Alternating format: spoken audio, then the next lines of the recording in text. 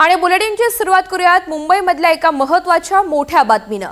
मुंबई महानगर प्रदेश विकास प्राधिकरण अर्थात MMRDAच्या अजब आणि भोंगळ कारभाराचा एक धक्कादायक प्रकार समोर आलाय। कारण गुंदवली ते छत्रपती शिवाजी महाराज आंतरराष्ट्रीय विमानतळाला जोडणारा मेट्रोचा पूल तोडावा लागणार आहे।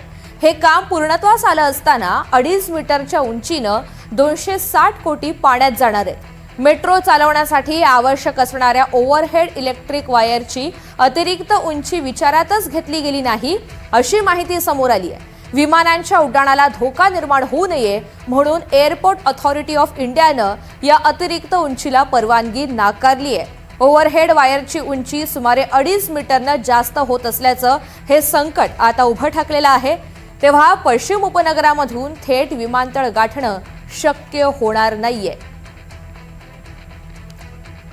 तर मुंबई महानगर प्रदेश विकास प्राधिकरण अर्थातच MMRDAच्या या सगळ्या संदर्भातला अजब आणि भोंगळ कारभाराचा हा प्रकार आपल्याला पाहायला मिळतोय। गुंदवली ते छत्रपती शिवाजी महाराज आंतरराष्ट्रीय विमानतळाला जोडणारा मेट्रोचा पूल आता जेव्हा काम पूर्णत्वास येत आहे तेव्हा मात्र तो तोडावा लागणार आहे।